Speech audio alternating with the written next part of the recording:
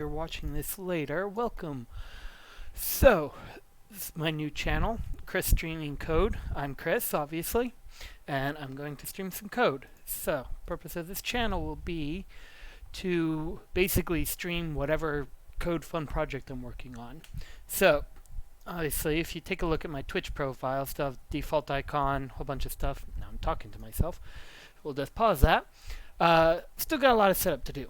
So, I decided though, since this is for coding, and I'm going to do coding, instead of getting it all ready and then starting my stream, I'm going to instead develop all the stuff as you guys can watch. So I did go ahead and set up on Heroku and Mongo Atlas some stuff for my website. So I kind of just set up the bare minimum. I stuck the code in GitHub, which all the code that will be created on this channel will be uploaded to GitHub. If not while we're streaming, it'll be put there very shortly after. So you guys will always have access to any code that we do as part of this. So here's the code base for the website itself. Obviously, right now, pretty darn basic, just says hello world. Went ahead and got these little bits and bobs set up because I didn't want to share my passwords with you guys. So some of that stuff was visible during some of the early setup I did, but I did the bare minimum I had to get it set up to be able to do this. So let's go ahead and take a look at what I have set up. So web project. Web project uses, well, you don't have to, but I always use Node and NPM for the kind of basic bits of my website. So this package.json file basically gives us some configuration for Node and NPM. Don't worry about these bits and bobs yet. We'll come across it as we go. The only two bits you can pay attention to right now are these. So these scripts let us basically run various commands, whatever we write. So if I do I'm going to run npm install. So anytime you start up a Node project, you always want to run npm install. And what it'll do is it'll download all these handy dependencies for you. And then for this simple thing, so right now we just have two scripts. So I'm going to run npm run build, and then so that built it, and then I'm going to run npm start. Or I could run npm run start, and that's going to run this. And so that's going to run my website locally. So this website, if you look at the URL, you can see it's uploaded somewhere. So that's great for sharing it with everyone, but to work on it locally, that'd be a huge pain to upload it every single time. So instead I run it locally here. So you can see localhost 8000. That's what I have my code outputting here, localhost 8000. So we've got our site up and running. Connecting to MongoDB as well. So here's kind of the basic code. You can check this out on GitLab if you want to take a closer look at it. But basically, we're creating an Express server. So Express is a really popular web server library that for NPM or for Node. So we have that going, and then we're just setting up our /endpoint. This is what's serving up our hello world. And then we're also serving up Mongo. And then we're starting it up. We're also doing some cleanup stuff. This is kind of messy because I have a couple things smashed together in here because I just, like I said, did the minimum code I could so that way you guys can see the rest of the code. And don't worry too much about this nitty-gritty. If you have questions and stuff, hit me up on Twitter or chat or whatever, and I can dive into it more. But for now, I wouldn't worry too much about it. We'll kind of touch on it as we go through this. And over in this guy, we just have a config file. So because, again, I didn't want to share my passwords and stuff with you guys, I kind of hid them away behind these, which are called environment variables. So I have some values set up on my computer, which are these values here. That way I can use them without them being shown all over the screen all the time. So that way I can work on this code without sharing a little more than I meant to share. And then anytime you check out one of these projects, we'll always have a README. I always create a README. If it's not the very first thing I do, it's within the first three. README is always helpful because it's your go-to place to see information about the project. In particular, always make sure to have a quick start setup section. That way you know how to run the project. So I kind of just did it here, but have to have the environment variable set up, and then you basically just run those commands we did. Oops, and I have a typo here. That would be npm run build, just like it did down here. And then these are some of the other environment variables, which don't need to play with right now, but you can always check this out. The other cool thing is, if you've not used GitHub before, GitHub is basically a place to store code. Pretty much everyone uses GitHub if they want their code to be public, and even a lot of people use it if they want their code to be private. It's really cool. The README down here, or all of our README info here, shows up over here as well on our GitHub. So you can also check out all that right here at the beginning.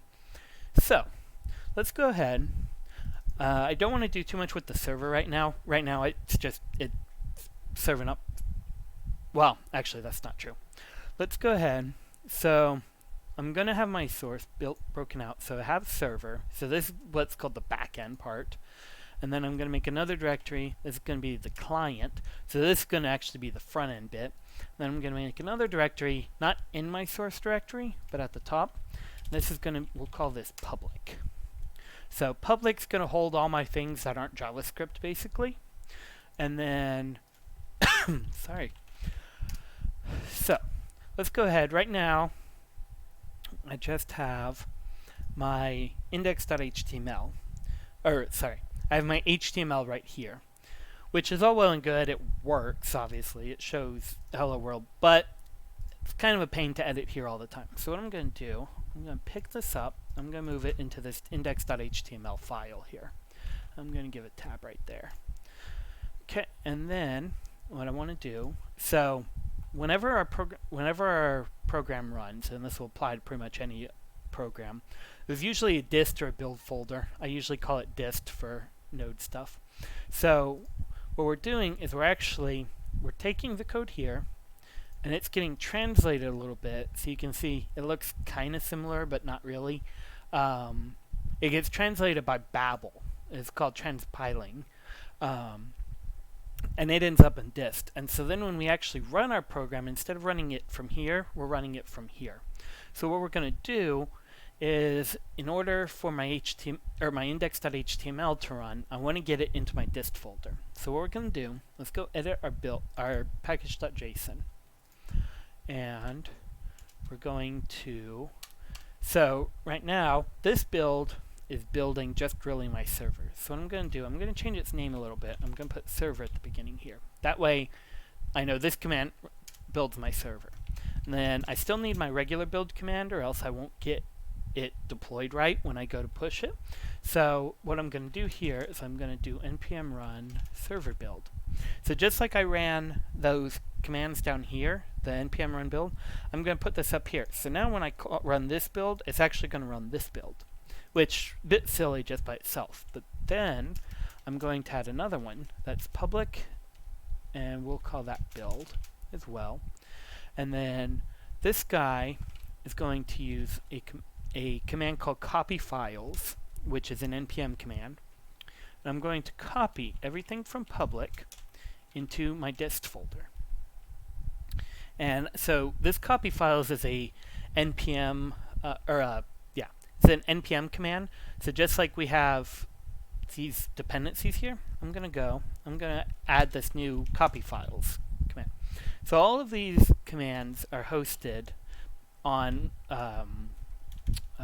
what is it? npm.registry.com, I think. No. Just search copy files. I always forget the URL for that.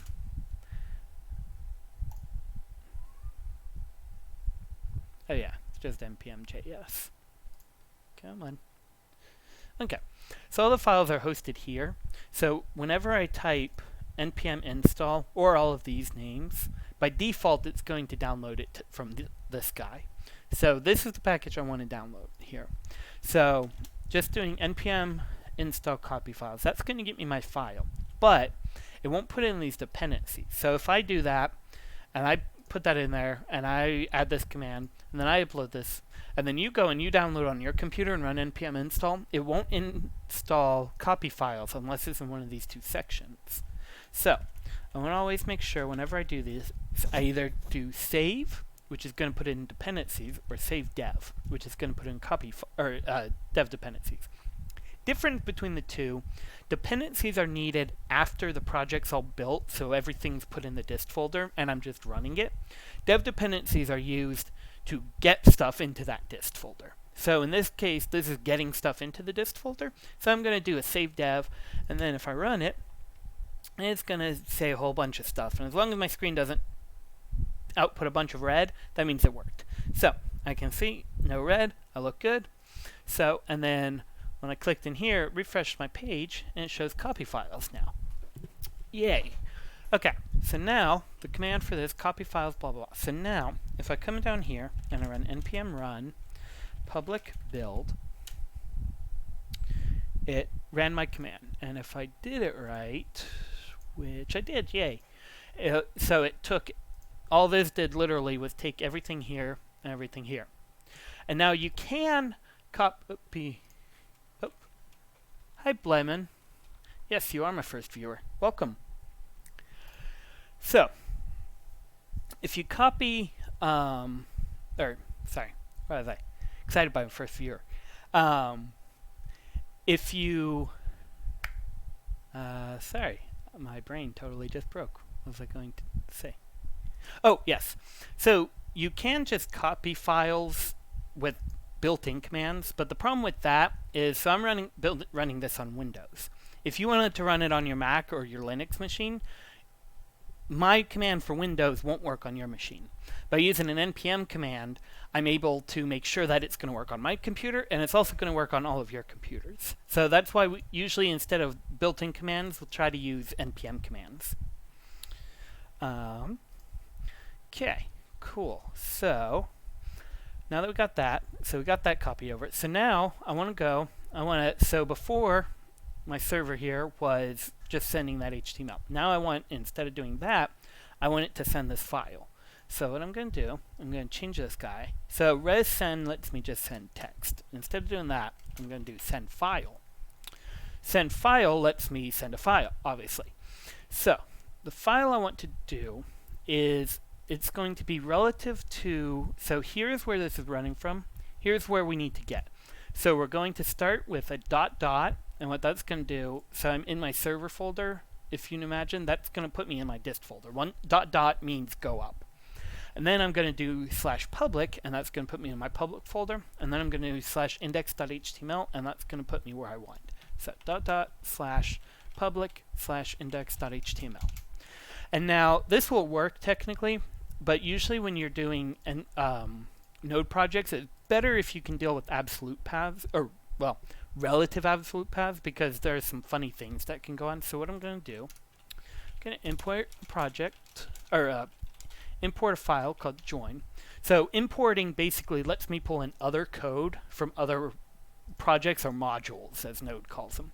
So you can see here, like this import express bit here, this is actually pulling in the code from this express dependency that I have. Path is actually a special one. It's one of Node's built-in ones. So Node.js just has these. Even if you didn't have a package.json, it would still work. And then this little bit here, these curly brackets, are saying I want just the join function out of path. So by doing that, so now I have access to my join function. And the join function of path, all it does is it will put together different parts of a file path for you, so you don't have to add them together. Again, this is because of things like OS differences. So again, I'm running on Windows. Windows normally uses a slash like this kind of slash. On Mac and Linux, it uses slash like this. So if I was to try to add things together using my slash, it wouldn't work. But so I just let Node's join method handle that for me, and it'll smash them together for me. So their name here, ignore the little squiggly line. My IDE is a little bit confused what it means, but this is basically gives me the location of this file, and then it's going to put them together. So basically it's going to give me a complete path to this guy, and that should work out. So now I need to come here. So I've changed my code, so I have to stop my server, which I hit Control C, and that will kill my program. Then I'll do npm run build, because I need to update my code again, because I changed it. So I need to get this code copied into here. So I run npm build. There we go. So that built it. And then I'm going to run npm start, and that's going to start up my server again. So if I come back here, won't actually see any difference yet. But now, if I go, let's change my hello world to hello Twitch, and then just like I needed to redo my code because this one I changed my public thing, I need to rebuild my public, and that's going to copy my public into here. So now that I've done that, if I come back here and I hit F5 to refresh, yay! So we're hooked up to my code. Let me check here. Okay. Alright, cool. So now then, now we have our public file hooked up, so that's cool. But if you noticed, it was kind of a pain in the butt. I had to come over here, stop my server, rerun the build command, come back here, and then rerun this build to get it all to work.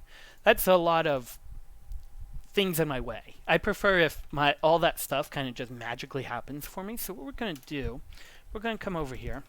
We're going to add a couple new commands, and we're going to implement them for watch. So watch basically means it's going to watch some files for me, and if it sees those files change, it's going to rerun the command for me. So for the server build one, and how you watch is a little bit different depending what you're running. For Babel, which is the guy that takes our code that looks like this and transpiles it into code like this, it actually has a watch flag built in. So all I'm going to do is I'm going to do npm run server build. So this command is going to run this command. I'm going to do 2 hyphens. So what the 2 hyphens set mean is anything I put after this, instead of going to npm, it's going to go to this guy's command, and -w. So this is the watch flag. It's actually short for watch. And so what this will do is basically it's going to pass this command to my Babel command. When Babel gets the -w, that tells it to watch. So if I come back here, or actually we'll open a new terminal, because this one is running our server, so we'll run a new one to run the build command. npm run server build watch. And we can see here, so you can see basically it put the -w with that. Now it transpiled that here. So now what we can do is, now every time I change something in here, assuming I don't have a typo that breaks it, it's going to automatically copy it for me. So just to put something real quick up here just to be able to see, I'm just going to do import A. And so what should happen is that guy should suddenly show up in here. And if we look, yay, there we go. So it transpiled that over to here for us. Cool. So we don't actually need that, so let's take that out. So now that's watching. So now when I change these guys, I don't have to rerun build manually every time. Next up, let's make this guy restart every time its code changes.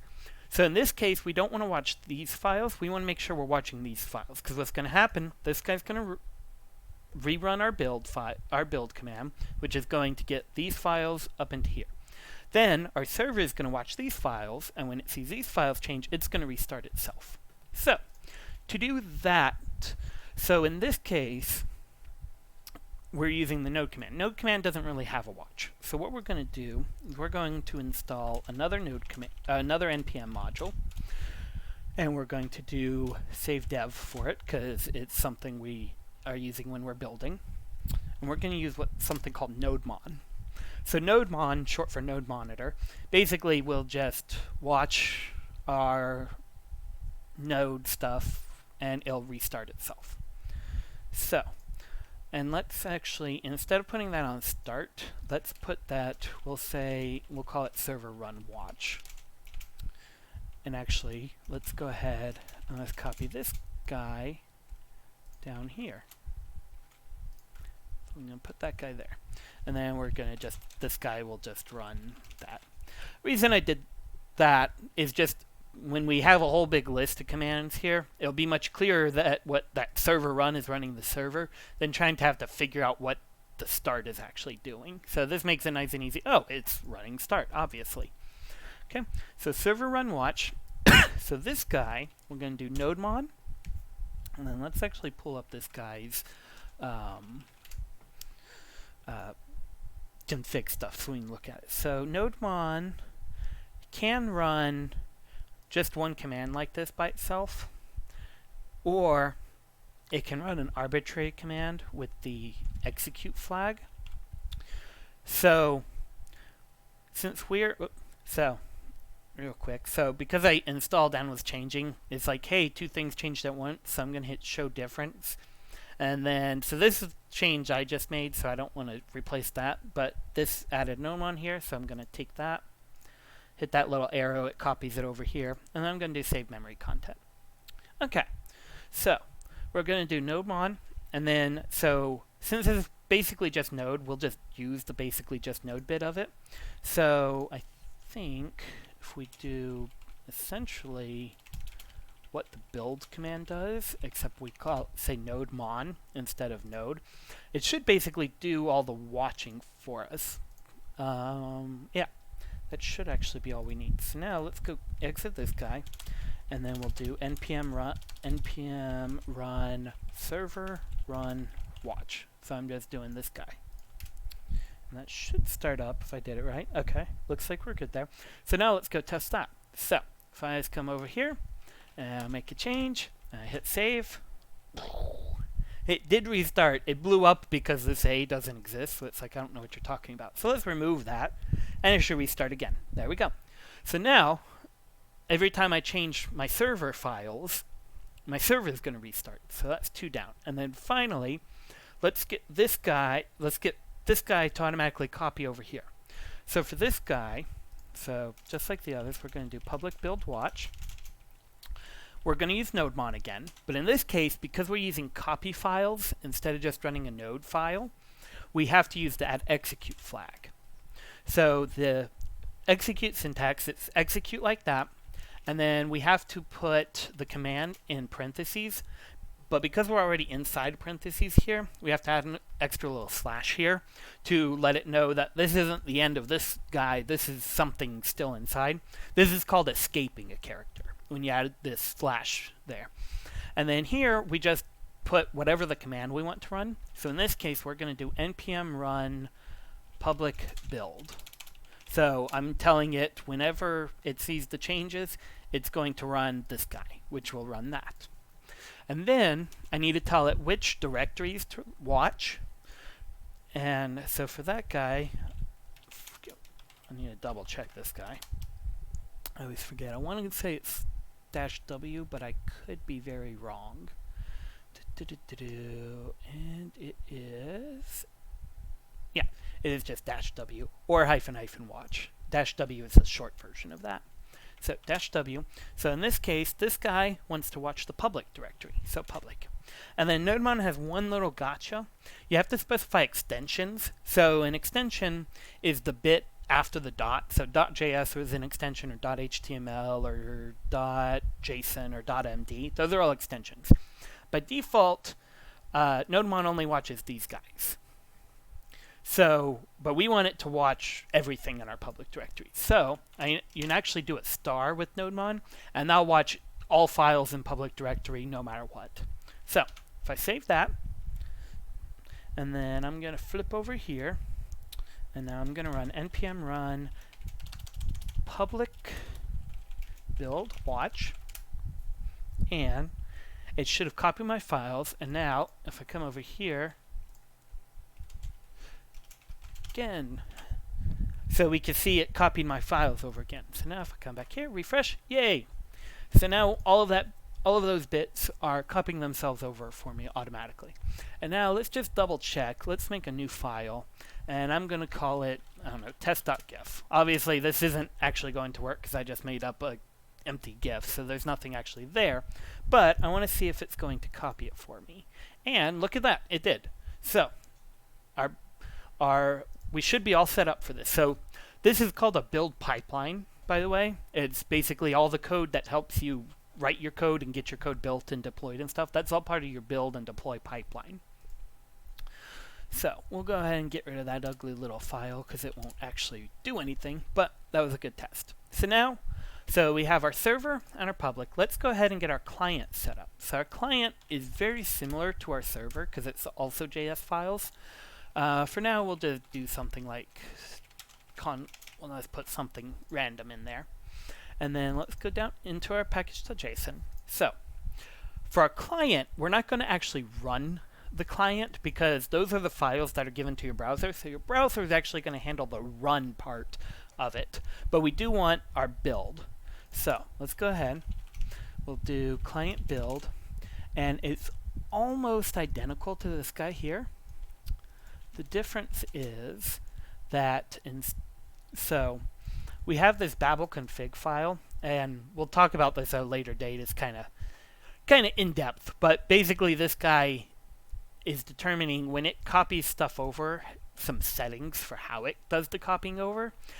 Our client and our server are configured a little bit different. So our server uses this set here, and then our client is using this set.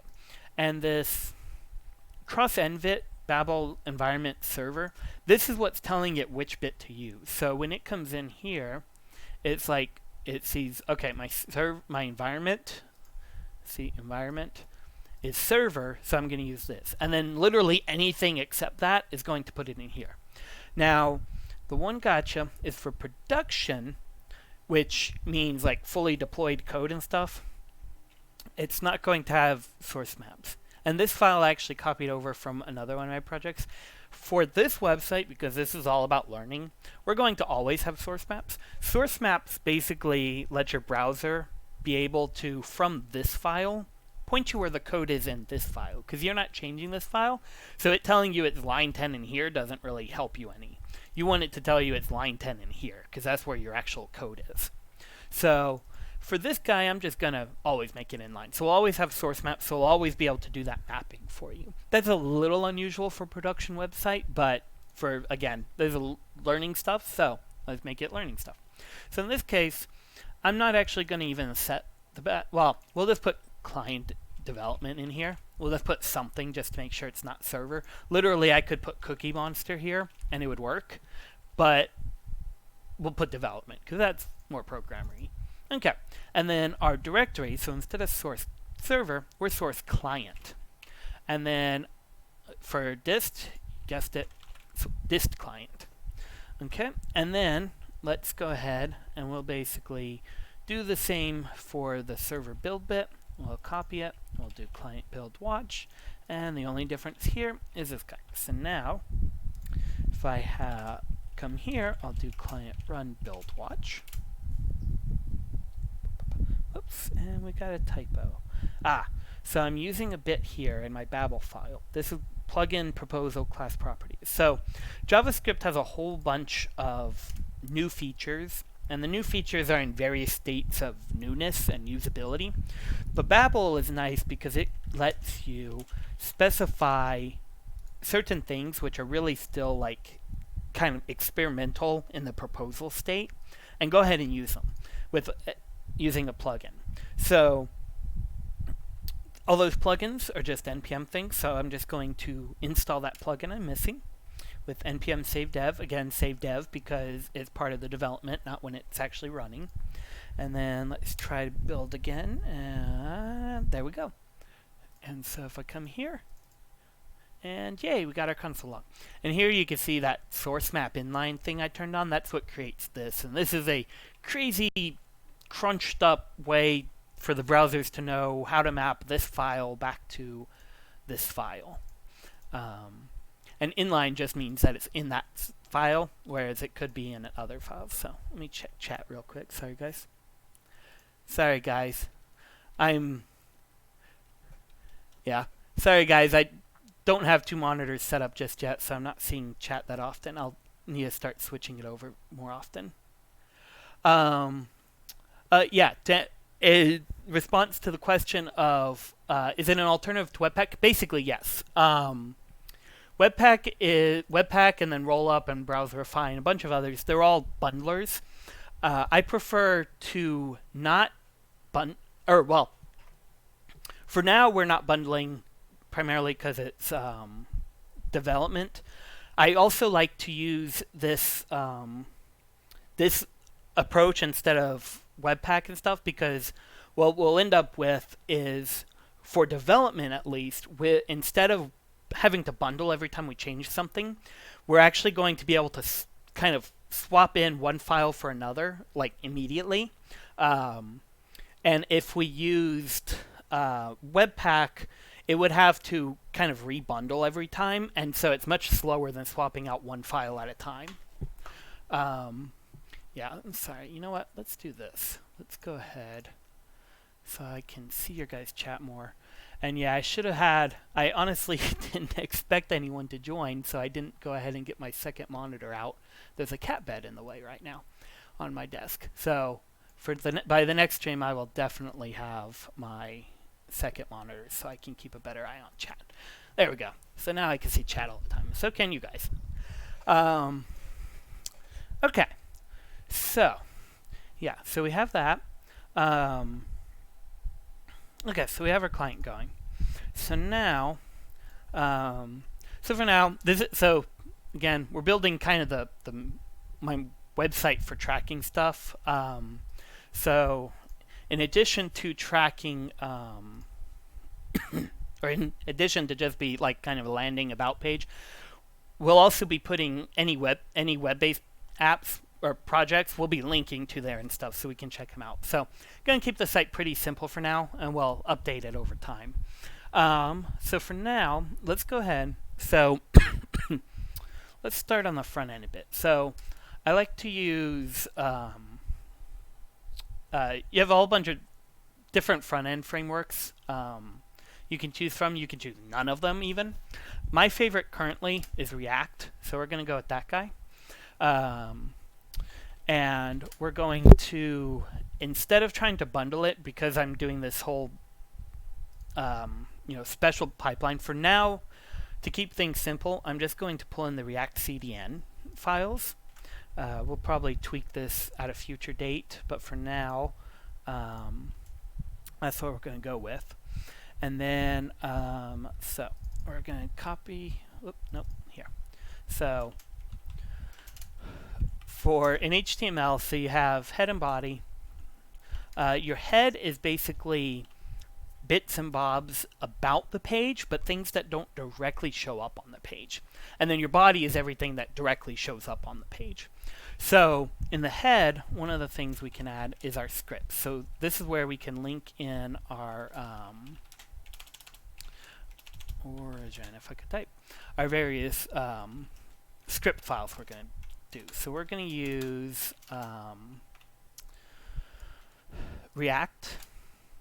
Let's download that. And then we're also going to need, and I actually grabbed the wrong, did I grab the wrong one? Maybe. I might want UMD. I always forget. We also want to grab the React DOM from the CDN. Oh, here's actually the one I wanted. This page gives me both of them. Okay. Alright, so we got our React, and then our React DOM lets us hook it together, because React can be used a couple different ways. And my IntelliJ, WebStorm,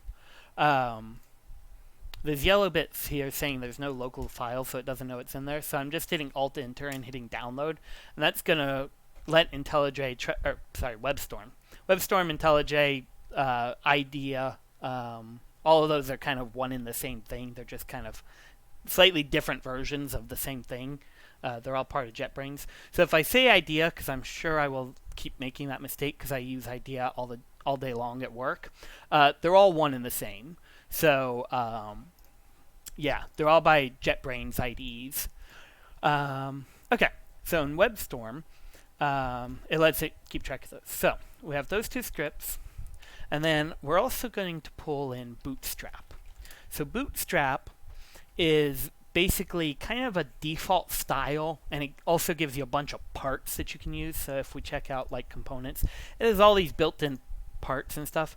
Again, just like React, we don't have to use something like this, but by using it, in this case, it kind of gives us a jump start on looking good, and we don't have to reinvent the wheel for every little thing. So we'll start out with using that. And again, to keep things simple right now, I'm going to just use use it from the CDN. So if I could copy it. Oh, there we go. Copy. All right, so I'll put that in there. And once again, it wants to download the library for this guy. And then I don't like it wrapping here. Integrity. Okay. Okay. Yeah, good enough. Okay, cool. So we got our React, we got our Bootstrap. Then, alright, so we got that. And now, just by having Bootstrap in there, if we refresh, you can see it changed looks a little bit, because now it's Bootstrap styles kind of taking over on us. So Bootstrap. Okay. And then we have, so, yeah, if we look at these guys, all of these guys are coming from our Bootstrap CDN, if you see it right there, stackpath.bootstrap.cdn. So, it's our default styles are coming from Bootstrap now, which is good. That's what we wanted. So, now that I got that, let's go ahead. Let's just kind of block out some major sections. So, for now, we'll just use divs. Oh, and for anyone that may be feeling a little lost, I'm obviously not covering the most basic of basic things. I've kind of jumped into the middle because I want to get the website done. We'll start, once we're done with this and we start getting into kind of the regular content of the streaming, we'll definitely start back at the beginner stuff. But for now, like I said at the beginning of the stream, there's some setup stuff to get done to be able to stream efficiently, and instead of just kind of doing all that behind the scenes, I thought it would be fun to stream it for you guys. So, but if you have any questions, feel free to ask them anytime, and I'll try to answer them as we go along. Okay, so we're going to make two divs. So div's just kind of a generic box. Honestly, it's not that great of a box because it doesn't really say anything about it. Probably at some point we'll use something like section, article, header, blah, blah, blah. But let's just stick with div for now because they're nice and generic. And then we'll come back and clean it up, which is called refactoring. Anytime you go back and you clean up your code without really changing what it does, but you're changing how it does it or how it's organized and stuff, that's known as refactoring. And yeah, usually I like to kind of get the thing I'm doing down, and then I'll come back and refactor and pretty it up in kind of a cycle. So let's just start out. So up top here, why don't we put Chris streaming code? So that'll just give us a header. There we go. And then let's go ahead and toss in a let's do another div. Let's toss in some navigation. So for navigation, we'll do a UL, an unordered list. So that's just basically a bulleted list that has no order. That's opposed to ordered list, which does have an ordered. So unordered list is bullet points. Ordered list is 1, 2, 3, 4 numbered by default. You can always change that with CSS. But so we'll do. Let's see. We'll have home. So an LI is a list element. That's just you put LIs inside of ULs or OLs, and that'll create each of your lines. And then I'm going to do here this A, that's an anchor tag. Anchor is web speak for a link, so it's going to create a link, clickable link for us. So we'll do home. So that's going to be slash. That's just going to be our home page. Then let's do another one. What do we call this? Let's call this social maybe. We'll whip up a quick page for all the social media stuff. So I'm on Twitch Twitter and YouTube right now, though they're quite empty. And then let's do another for projects. And let's do another for videos. We'll say videos and streams. So my plan is for all of these streams, I'll, obviously there's a live stream. Try to do a better job interacting with people, but it'll be interactive live. We'll work on games or websites, apps, whatever. Do kind of user, let everyone participate so we can try to get some collaboration going. So with those streams, those will be available. I'll also put those streams on YouTube, pretty much unedited. Then I'm also, if you're more interested in learning than really the live streaming bit, I'll also be chopping those streams up into what I call the abridged version. And that'll basically just be the learning code part minus all the kind of extra talking and stuff. So actually, why don't we do 2 different pages for those right now? And again, we might change this in the future, but it doesn't have to be perfect right off the bat. So that'll be streamed, and that'll be, we'll call this abridged videos. Abridged videos. And if you haven't guessed already, this part's going to be the URL part, and then this is what we're actually going to show. So, and let's see, home content, blah, and then why don't we do contact maybe, and that'll just be a basic contact page. So that'll be a couple good pages for us to build. So if we come here, so right now we have this list here. Doesn't really look like a menu that anyone's ever seen, other than maybe on a very basic site. So here's where one of the places where Bootstrap comes in handy. So we can use this Bootstrap navbar component here and create something that looks like this. So how Bootstrap works for all its components is they always have a class, and then they always have extra classes to kind of define options about it. So to start out, we'll do a navbar, and sometimes the element matters, sometimes it doesn't. In this case, we'll go ahead and just kind of copy what it says. So we'll do a nav up here, and you always, with HTML, wrap them up in pairs like this. So you can see I do the nav here and then do a /nav, so that's how I know this is the end one and this is the start one, and they should always pair up. Usually there are a couple elements that don't have to have a closing, but most of them do. Okay, so we have our nav, and then our nav wants navbar there, so I'm going to do class equals navbar. And a class is basically just a it's kind of a hook that you can hook into for your style. You can also use it to target things, but what that does, at least as far as CSS and Bootstrap goes, is if I put navbar here, it's going to apply the .navbar CSS here, because classes always get a dot. So we have the navbar. Then, if you noticed when I refreshed, it jumped, but it doesn't quite look like a navbar yet. So let's see what else we need. So, alright, it looks like this guy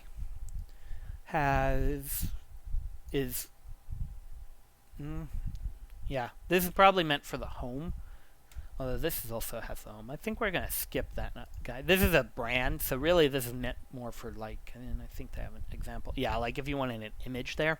We're not going to worry about the brand image right now. We're just going to go straight to the div. Okay, so let's see here. So this guy is basically, so we have our navbar nav here. And actually, we'll go ahead and wrap up in this guy. So one thing Bootstrap also does out of the box is it's what's called responsive.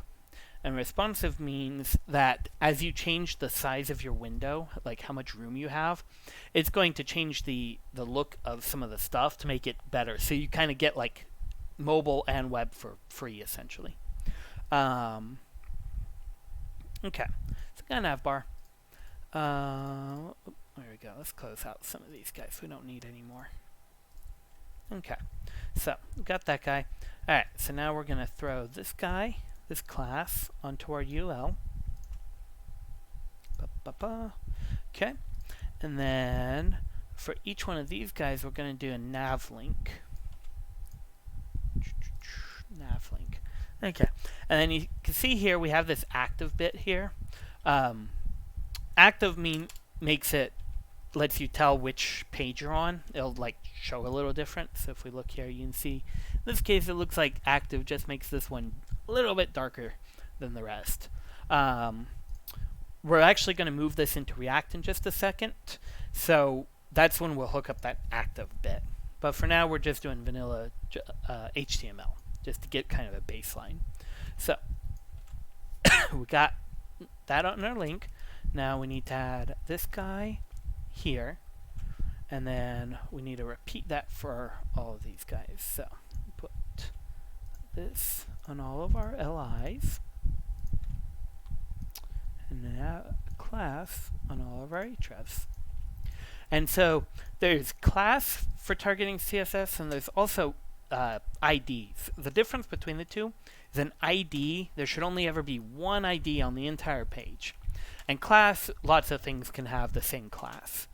That's really the big difference between those two, as far as CSS goes, at least. Or really, in period, as far as selectors go, as far as programmatic ways to figure out how to find something. So I'm just knocking these down. I don't strictly have to do this. The white space, the lines and stuff, don't really truly matter as far as the program's concerned, but they help the programmer read it better. So that's why you always want to try to make sure your stuff is clean and well organized and nice and tabbed. You can see that each layer, as things go in, I get tabbed over, so that way I can kind of tell, okay, this thing is in this and this and this and this and this. So you always want to make sure you're keeping your code clean, and spacing and tabbing in new lines is one method of it. As a whole, that's called your code style. And really, your code style is pretty flexible. The main part is just make sure it is consistent. Consistent code style, no matter what your code style is, will make life much better. Okay, so now we had an interesting thing happen. It disappeared. So that means we must be missing something that we need. So I'd skipped these guys. Let's put these guys in here. Maybe they are required. Oops. There we go. So now we have a nice little nav bar here. Now if I click it, it's going to change to the URLs. I haven't set up my code yet, so it says it doesn't know what that is. But we got our little nav bars there. Now then, we're going to move this over into React. So normally, in writing HTML like this directly, that's a totally valid approach, but it's also kind of an old school approach. Nowadays, what you usually do is you'll put it in one of those frameworks I was talking about, React, or there's AngularJS, or there's Vue, or there's Ember.js, or Handlebar, or a whole bunch of different render engines, or frameworks, or whatever they may be called, whatever they may be. So, for our React, I'm going to... So I copied all that code we just had there, so it's on my clipboard so I can paste it when I want. I'm just going to create one div here called root. Now, I'm going to go into my client. So this is where the client code comes into play. So, because I'm using a CDN React, I'm going to put this little comment here that says global React, just to let WebStorm know that React exists, even though it can't figure out how it's linked, because I made sure it's linked by including the CDN. If you weren't using the CDN, you would do an import, which will eventually switch to this way, but for now, using the CDN is easier and quicker. Okay, good for you. Okay, so let's go ahead. I want to copy paste this. We're not ready to use it yet, but I don't want to lose it, so I'm just going to copy paste it. Then I selected it all and I hit Control/. And that put little lines here. Those are 2 slashes mean it's a comment. So that basically means it's not real code. It's just there for information purposes. So I'll be able to uncomment that later and then we'll be able to use it for real. But for now, just because I have a habit of copy pasting a lot, I don't want to lose that code. So we'll put that there. Now then, to start out our React project, we're going to do React DOM dot. I always forget this command. You only use it once for projects, so it never sticks in my mind. Yeah, render. That's the one. Render. And then render takes two parameters. The first parameter is the React element to render. So we're going to make one called app. We haven't made it just yet, but we're going to make it in just a sec. And then the second one is the element to connect it to. So that div root I put up here, that's where I'm going to connect my app to.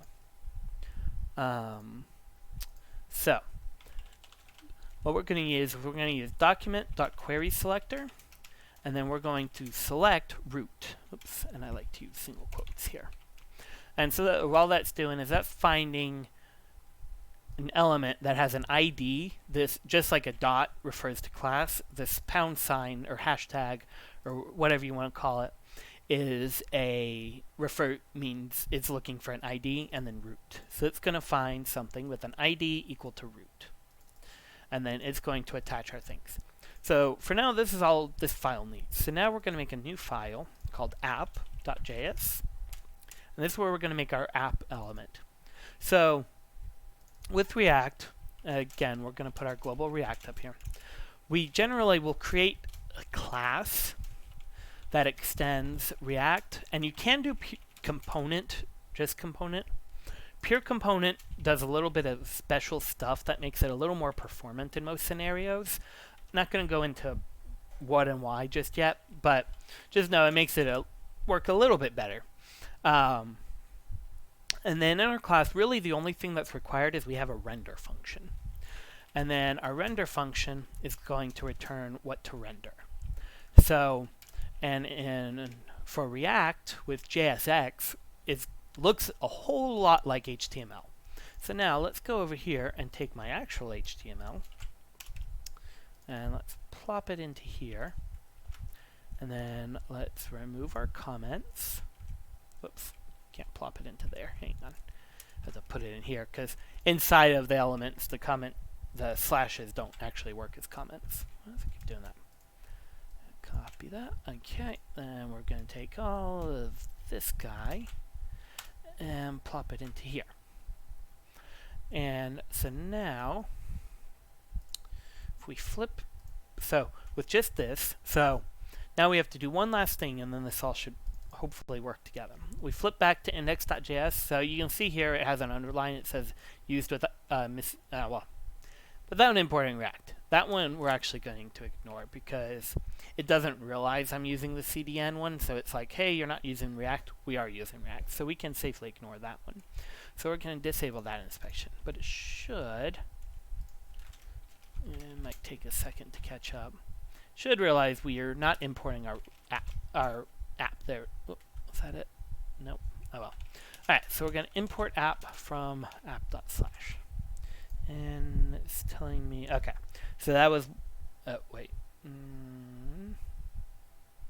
on one sec. Do we have, so this Babel file I copied over is missing a preset for React. So this little bit here, this HTML looking bit inside of JavaScript, that is actually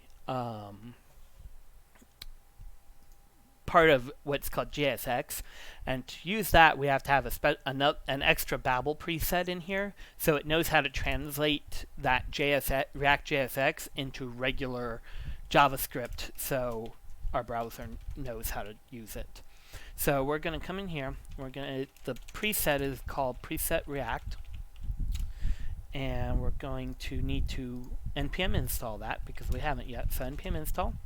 Again, this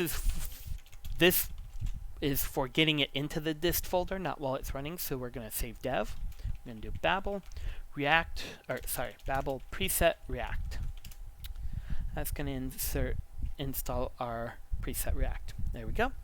So now, so anytime we change this guy, we do have to restart the bit that our client where our client's building. So we're going to just restart that. And then it should use the new rules. And I still have something not quite right. Oh, sorry. I put it in the wrong spot. No, wait. Yes, I did. Yeah. It goes up here. So if you look at these square brackets here, you can see these square brackets are actually wrapping up this guy and its options, and then these square brackets are different presets. So I need React outside of there. And there we go. Now it worked right. So now, so it should happen now is this guy's going to load up. It's going to render app into this guy. So it's going to make one of these guys, and it's going to call its render function. So when this guy's render function is called, it should spit out all of this.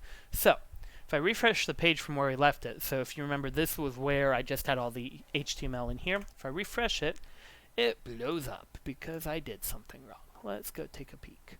Okay, so here's our first JavaScript error. So uncaught TypeScript exception cannot read property fn of undefined. So that's coming from something in Bootstrap. Interesting. And it's being called from here.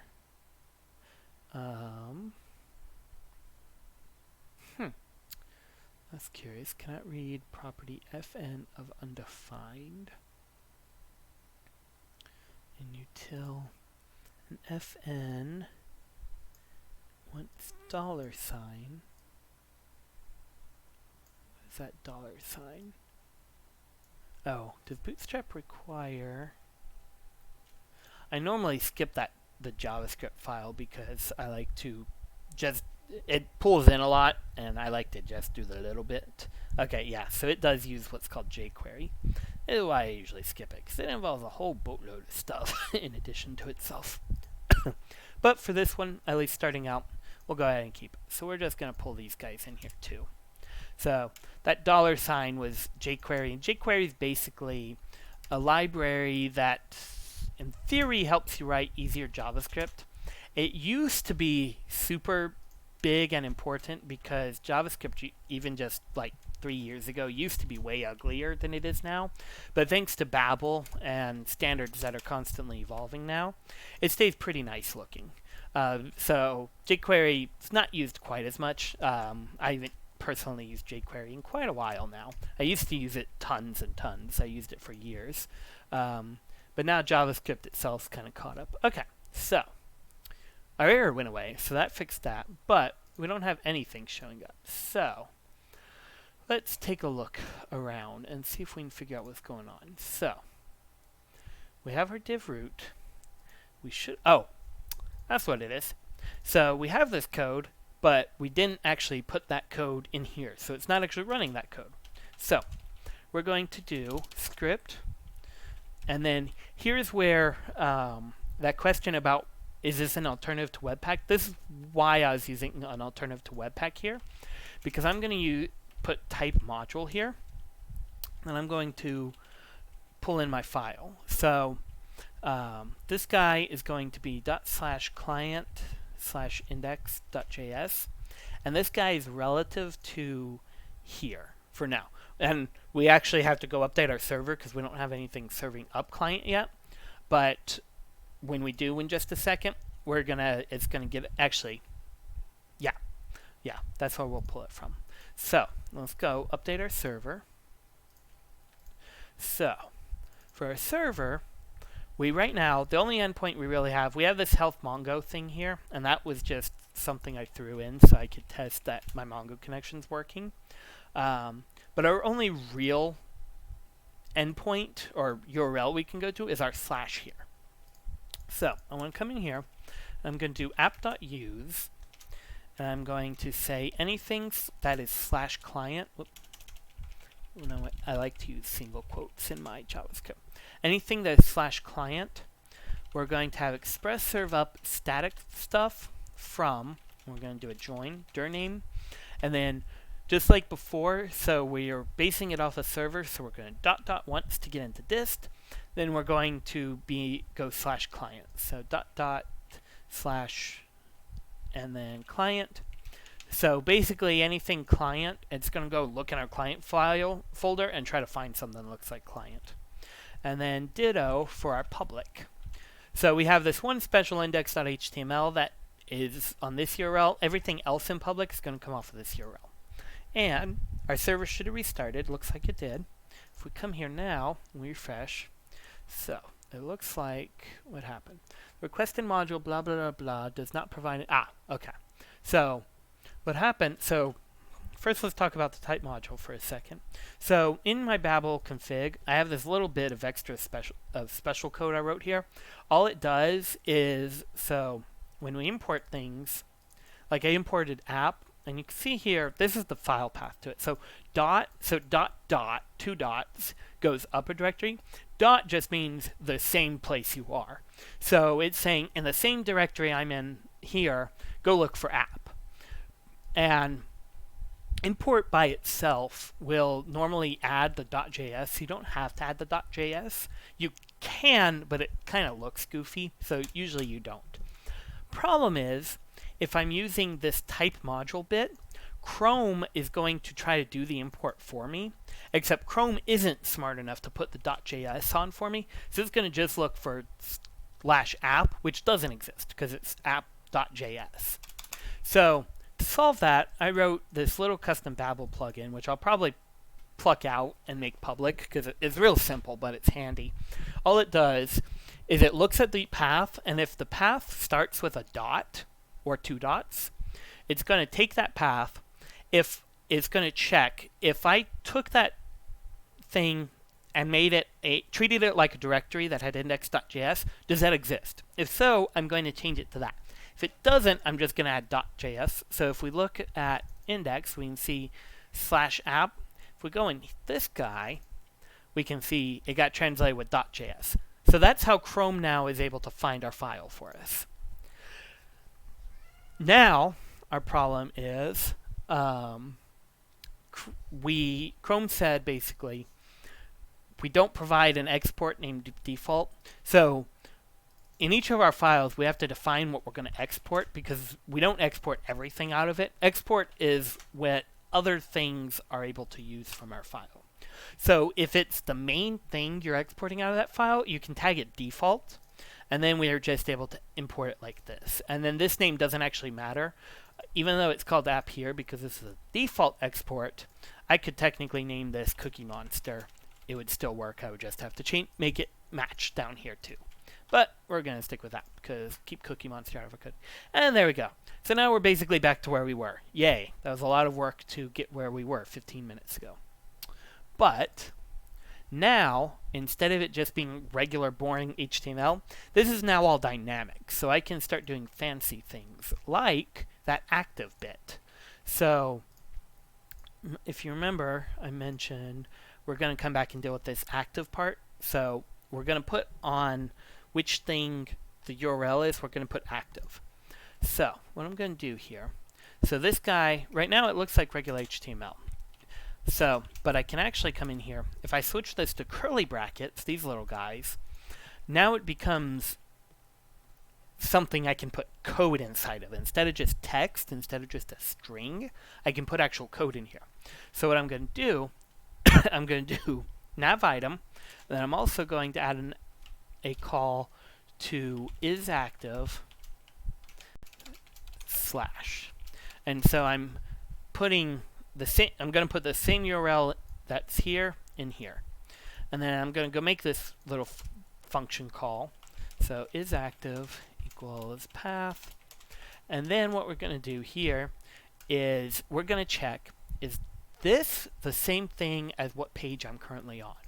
And to get that, what we're going to do document.location.path name. And that'll give me the part of the URL after the domain. So this bit's the domain. So technically I'm on this page, although this is the same thing, so we don't see that slash. But path name will still tell me that. So I'm going to take this guy. So just path name equal path. And we want 3 equals, so we'll actually check it right. 2 equals can do some funny things in JavaScript, where sometimes things that aren't actually equal will show up as equal, and that causes weird things to happen. So usually in JavaScript we use 3 equals. Most other programming languages it's always just 2. But yeah, and IntelliJ will kind of warn you, hey, you're using 2, that could cause some weird stuff to happen. Okay, so we got that. Now I'm going to come down here. I'm going to basically repeat this same part here for each one of these. Da, da, da, da, da. Okay, and then I want my path to match here. So social streams, abridged videos, projects, contact. Okay, so now if all went well, home should get a little darker. And I don't think it did. Well, let's see. Oh, whoops. I goofed a little bit.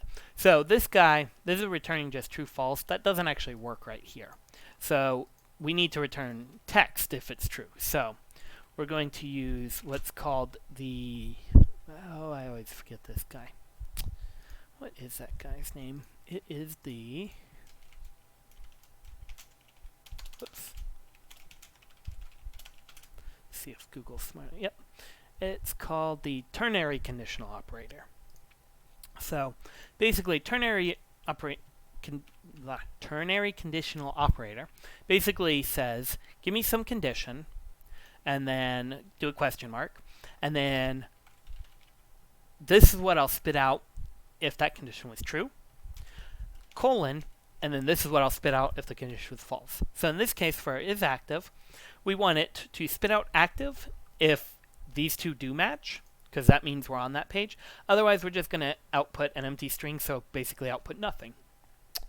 So if we flip back here, and there we go. So now that got darker. So that's now our active. And now if we click through these, they still don't work, because we need to go tweak our server one more time. So we now have in our server, we have the slash for our home page, and we have these two serving up our static files. Now we have one more thing we want to do. So React is how we're using React. It's called the single page app. Basically, even though it may look like you're switching pages, we're not really going to switch pages. So to do that, what we're going to do is we're actually, instead of doing a slash, we're going to do a star here. So literally anything that isn't in one of these two files, we're going to come down here and we're going to pass back this guy. So it doesn't actually change our home page because it's the same. But now if I flip through these guys, you can see my URL is changing, my active is changing, but they're working now, essentially. So got that. And then so now we have our different pages going on. Now we need a way to actually be able to switch pages. So like our URL is changing, but our program doesn't know our URL is changing really. So for React, how we deal with that usually is we use a what's called the React router. This isn't the only way to do it, far from it. I think there's 2 or 3 popular options, and then there's also you can do your own. But this is the one I like to use. It's probably the most popular, I would say. And just like our other stuff, let's use CDN for now because we're going to keep it simple. So I'm just going to come in here. I'm going to grab this guy. I'm going to go to my index.html. I'm going to plop it in. I need to wrap it up.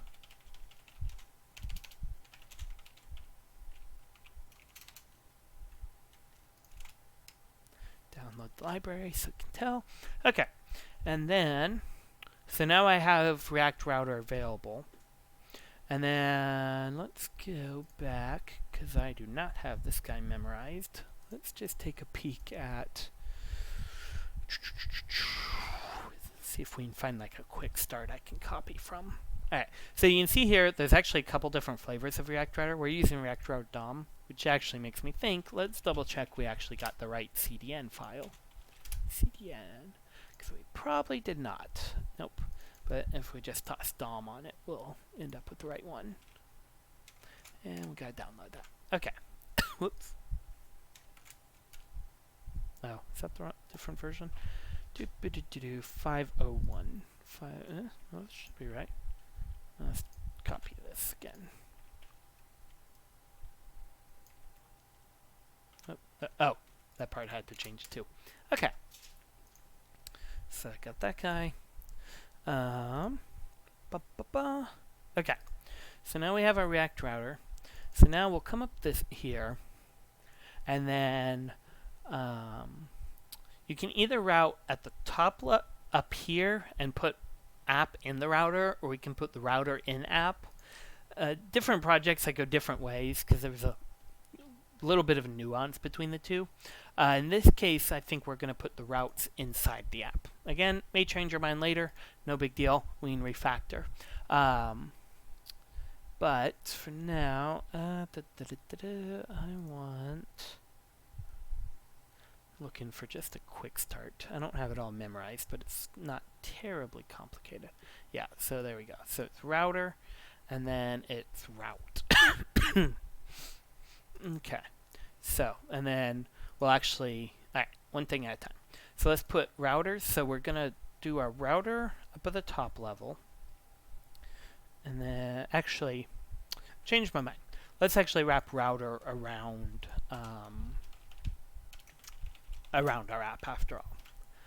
Okay, so let's just go here. So real quick, so whenever I do a CDN, what that's actually doing is it's making all these things available at the top level, so we can see here.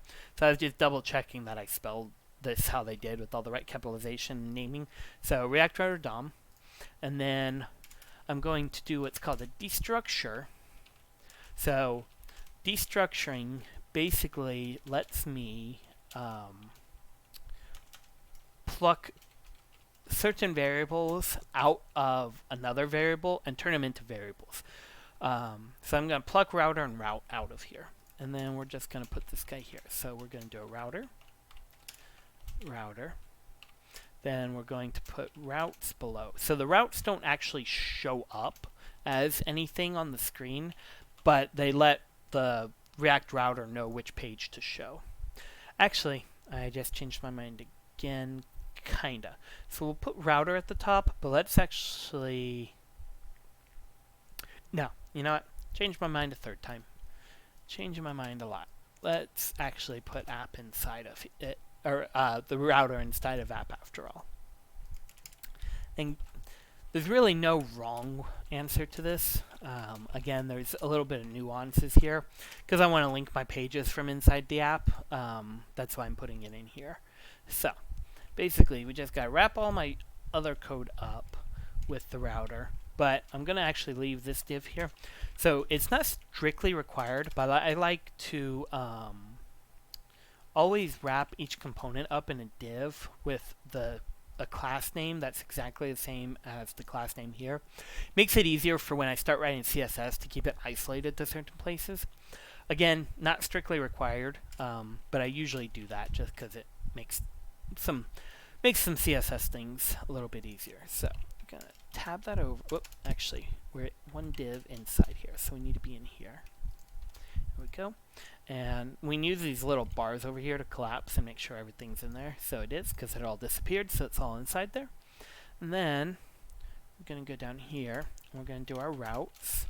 So let's just do one for now. So we'll start with social. So for a route, we specify the path, and then we specify the component to render. So our path is /social. So that's basically the same as our URL. And then the component, so just like we feed this guy a component, we're going to feed this a component, although it, instead of being with the angle brackets and the slash, it's just going to be a thing. So let's make a new file. We're going to name it social page. And I like to put, when I'm doing things like this, I like to put page on it because then I know it's a page. And probably what will eventually happen is all of these will end up in their own folder, and it'll be kind of a nice grouping. But don't like to do too much ahead of time, because there's a principle called you're not going to need it, which basically, in a nutshell, says don't overcomplicate things or try to build too much for the future, because you probably won't need a lot of what you build, and you're just wasting your time. So like to keep things simple when I go, and then again refactor as we need to. So for now, let's just output. We're just going to say social here. So when this guy gets rendered, it should just output social. So that'll be how we know our page worked. Then we'll come over here, and now we need to import that social page. So we'll put it up at the top here. Social page from social page. And then let's double check. Yeah, so I forgot the export default here again. So let's slap that on there. Now we'll come back here, go back down here, do social page, and then we do a self-closing. This is a self-closing tag, so it has a slash here, which basically means when you see this, it means there isn't an end tag. It is its own end tag. Okay, so we have that route there. Now, if we go try to use this, this might work. Let's see. Cannot read property location of undefined. So there's a bit that I forgot to pass in somewhere. Where does it go? Let's hop down to... Oh, we need to use browser router. That's right. And then we need to pass in... actually, we may not need to pass in anything, but we definitely need to use browser router. Router is a very generic router. Browser router is specifically for browsers, which we're using a browser, so we're going to use browser router. There we go. Okay, and then we'll get rid of that. And then if I click social, yay! See, so that little bit of code we put there. So now we know that we successfully switched pages, and it's now showing this content. So let's go ahead and real quick, let's make a page for each other. So we'll do homepage, homepage. And all of these are pretty much going to look the same. So let's fill out one, and then we can just copy paste. Export default class, homepage extends react.pure component. And render. And then we're just going to have them all render their names so we can tell. I'm just going to, well, actually just copy paste these files. So we got homepage. Let's see, we have video, or stream page. Right? Yeah. And then we'll do an abridged. We're going to call the URL abridged videos, but let's just call it videos page. Oh, singular. Refactor, rename, videos page. Videos, plural page. There we go. Okay. And then, so we got that. And projects and contact are our last two. So, projects page and contact page. Oops, I didn't copy paste that quite right. Alright, contact page, then we'll just change this to be contact.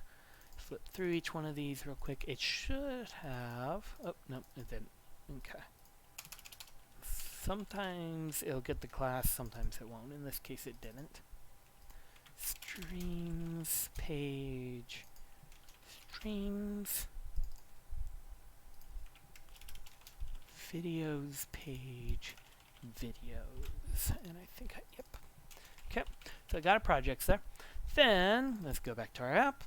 Then we're gonna duplicate that guy a bunch. Do homepage, and we'll try to keep these in the same order. So homepage, social, streams page, videos page, and projects page, and contact page. And then we'll just swap out our URL. So that one slash. So for this one, it's a little bit special. So when the routes happen, if it matches this plus anything else, so like this one, if I had a page called social and more stuff and lots of other stuff, and this is really long URL, this page would still match all that. And actually, we can even show you that real quick if we're not broken. Oh, we're broken because of this, because it's auto rebuilding for us. But anyway, so that's okay for most of the time. But for our home page, if this one always happened first, then none of these would go and everything would be a home page. So there's an extra little bit here we can put exact. So for the home page to show up, it must be this and only this, which is what we want. Okay, so social, streams, abridged videos, because this is the URL we want, and we may change that later. But for now, we'll keep that. Contact. Okay, and then just like we imported our social, we have to import all those others. And actually, if we Alt-Enter on that and hit Insert, it'll insert them for us automatically. And so there they are. Cool. Now, if we flip back here, whoops. Oh. Server respond, no. Interest. Wait, that's weird. Okay, anyways. Oh. Yeah. Yeah. So, on our server, we actually have a little bit of goof here. So, just this 1 star means anything 1 level, it'll do that. But if I start adding more levels, like I added a slash and that's the 2nd level, it won't give me that anymore.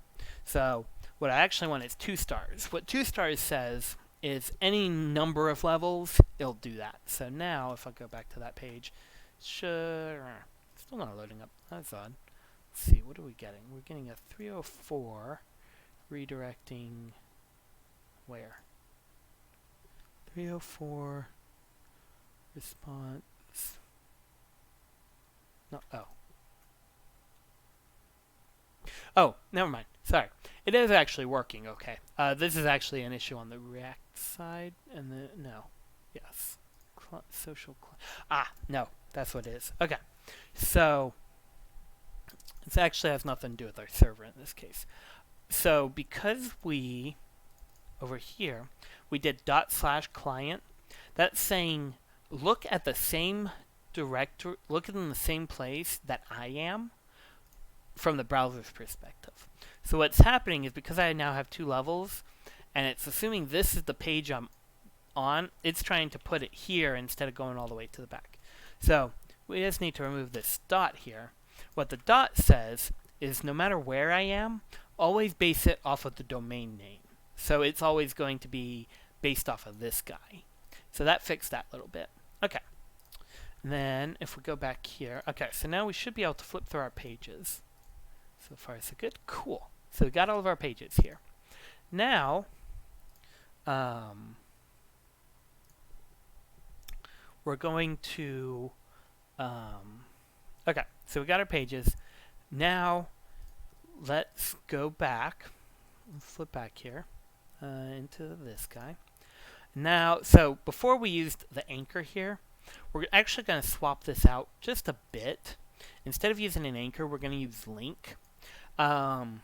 As you can see, it works with the anchor. Link will give us a little bit of extra stuff down the line. Again, not super crazy strictly needed, but one of the things it will let us do, looking for it, others. Shoot, what am I trying to think of? My brain has broken. This guy, the class to give the element when it is active, the default class. Yeah, we can actually use a nav link, and it'll automatically put active in there for us. But we have to remember our bootstrap seems to want active 1 level up. So, let's actually check if Bootstrap will play well with that. And unfortunately it won't. So we can see here navbar active. Oh wait, actually it will. So we can see here, so their code refers to this guy. So saying that the navbar, anything that's marked active in the nav link. But if we look here, we also got this one, which will work. So this is saying if an element has a class nav link and it has a class active because there's no space or anything, then it'll work. So if we use the nav link element from here, that'll actually work for us. And then we don't need our isActive function and all that other fun stuff. So what we can do, so we're going to destructure nav link out of here. Then we're going to swap this guy out, nav link. And we're going to still give it a class name of navlink. And it has an active class name of active, which is the default, which is actually exactly what we want. So we don't have to specify anything for that because it's already doing what we want. Then the only change is navlink, instead of using href, uses 2 to specify the URL. So we're just going to swap these guys to 2. Then we can also ditch this part, and since we're ditching that part, we can go back to just regular stuff here. We can just do navlink, nav item like that, and I'm just going to copy the whole line because that's actually faster to swap out. So I'm going to switch this guy back, and then we're not going to be using isActive anymore. So if I go up here, I can see this grayed out. This is saying I'm not using it, so I'm just going to get rid of it. So now we refactored a little bit and we got rid of a little bit of code, and hopefully nothing works. That's not actually what we were hopeful for. So let's take a look and see. That's curious. So it actually is correct. So it should be an anchor, and it still shows 2 here. That's interesting. Very interesting. So let's check browser router and see. Do we need the router ways? No. It's actually weird. It should be changing when we click this, but it's not for some reason. Because it's showing 2 there. And what should have happened is our browser router should have changed that 2 into an href, or had something that magically handled it when it was clicked. So let's go check 2 string. Yeah, that's what we have.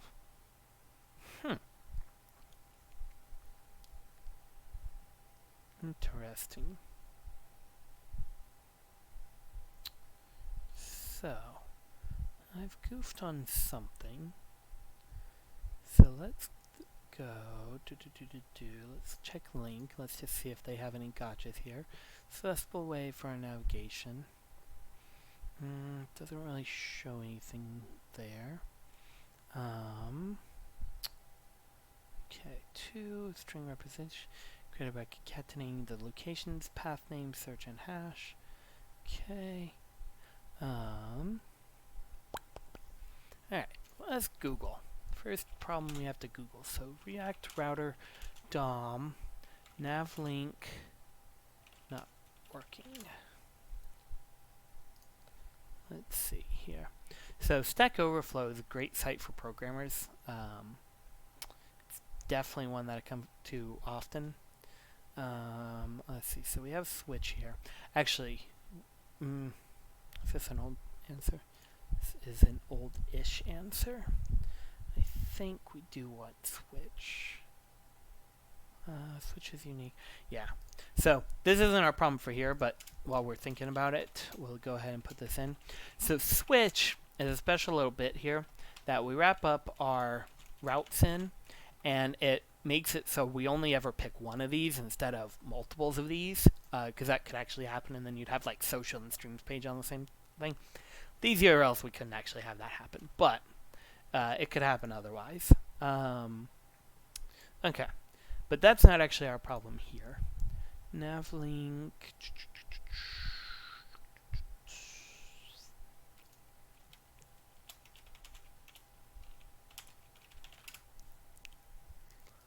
Let's see. Let's try navlink not changing page, maybe. Not that, because our URL isn't even changing. Okay, so let's go.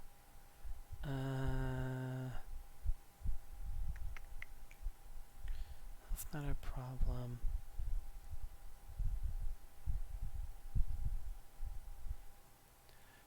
Try not changing URL. Now, let's try this guy. Alright, most likely component does not update properly. This can happen if you inherit from... there we go. So this is one of those places where pure component doesn't work well. So pure component pure component works by not rendering more often than it needs to, but that's a problem sometimes. Although that doesn't actually seem to be our problem in this case. Oh wait, we have a typo. No, we don't. That's an old typo. Okay. So, changed it to not be pure component. Still doesn't seem to be working. So, let's go back here. I think I forgot. You can still pass location object manually. Let's use browser. Blah blah blah. 2. Blah blah blah. Blah blah blah. Path to browser. And might need. I don't think we need that guy anymore. That didn't seem to be a property unless it's on this guy.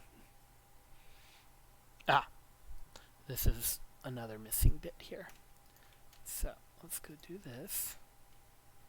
So this basically lets us do history so we can hit back properly. Because if you remember, we're making a single page app, but it looks like it's multiple pages. So this history bit lets us fake the whole back and forward browser thing. And we'll just do create browser history. Okay.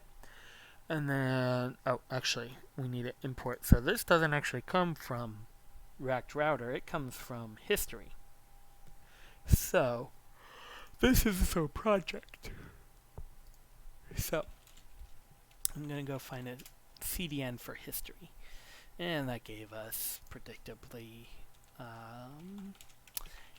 a history of CDNs. That's not what we want. We want history hosted on a CDN. So what we'll do is we'll just come here. And this guy should maybe have a search. I don't actually really see a search. But if we type history, it's there. We'll use that one. Okay, and just like all of these others, we're going to come, plop it into here, plop it down there. Actually, let's put it above the ones for Bootstrap. There we go. Alright, put that in. Check that, okay. And download. Okay, and okay, so we got that. Now, so now we have history. Let's go back here. And we don't actually destruct it out of history, out of there, we destruct it out of history.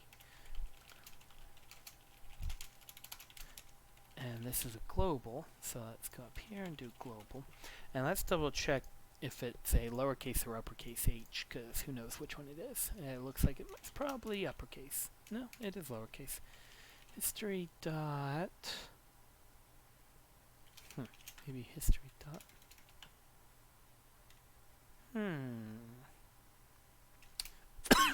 excuse me. This may not actually be the correct history package. It's that one. Let's see.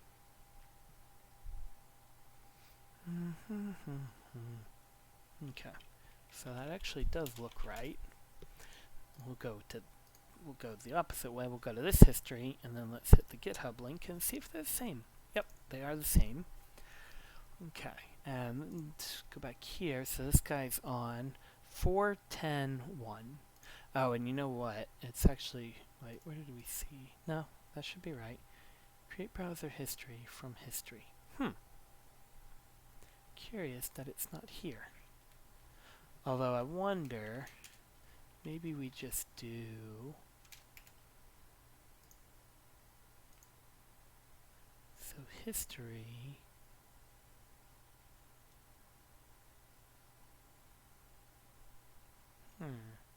Oh, you know what? I think in this case, it is just history, and it's not even Oh, wait, hang on. Yes. No. Yes. Maybe. Let's refresh that. It's possible the two were conflicting. Nope, that seemed to work. Yeah, I think in this case, history right here is the create browser history. Okay, so got that. Probably links don't work still. Nope, no link working. Okay, So, let's keep poking around at things. So, navlink, blah blah blah. Okay.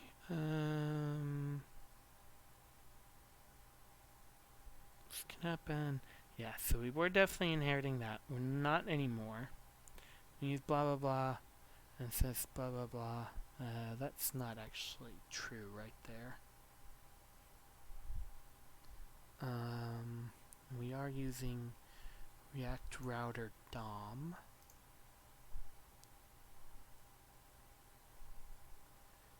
And then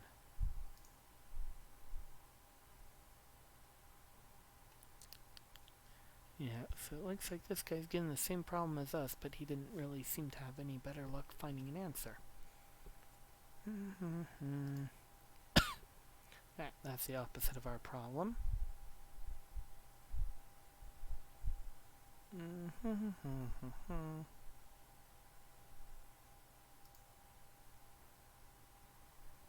Alright, so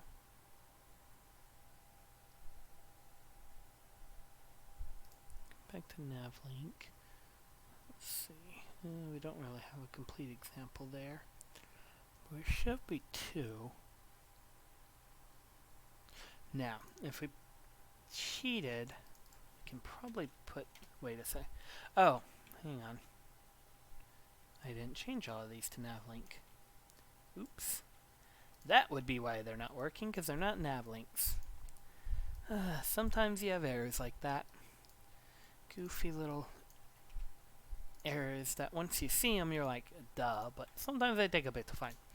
Now we're changing. There we go. So now we're good. And if our history's working, we can see our URL's changing back. But we're not actually ever changing page. We can tell that because when I click here, ignoring nav icon, we don't see localhost reloading our top page here. If you look at just any random site that isn't single page, and then we'll refresh it. So you can see how it loads up all this stuff. If we refresh again, it blanks out the list and it loads it all again. That's how we can tell that we're successfully doing a single page app, because we're not blanking, it's not getting blanked out and refreshing it every time. Okay, and real quick, since I noticed this favicon, let's go deal with that. So favicon is this little icon up here that shows up. So whenever you're on a page and it doesn't already have your favicon, it's going to go try to get your favicon. Eventually, we'll put a favicon. Lots of eventuallys. Stuff takes time. But for now, I don't want it spamming me with nav icons every time I click one of these. So what we can do is we can flip over to our server real quick. We're going to add an endpoint for favicon. So it's a GET request. So with HTTP, which is the protocol that powers the internet, you have different verbs, which are basically different actions you can take. Get is kind of the most basic. It just goes and it gets whatever is here and takes it back. So favicon is a GET request. And if you don't know that, you can also check here. You can see request method GET. So that's also how I know it's a GET. And favicon.ico is just kind of a magic one that your browser does automatically. So I don't have any reference to that in my code or anything. So what I'm going to do here is I'm not going to do any, I don't want to give anything back to it. I'm just going to give it a status of 204, which a 204 status is, so HTTP uses the status codes. Which one is the link I normally use? That one's not bad. So different status codes means different things. In this case, 204 means no content. So basically, I'm just saying, yeah, you found the right place, but I'm not going to give you anything for it. Stop trying. So we do a 204, and then we refresh. So there's our 204. We can see. Now when I flip through, it's still giving us a 204. Let's see.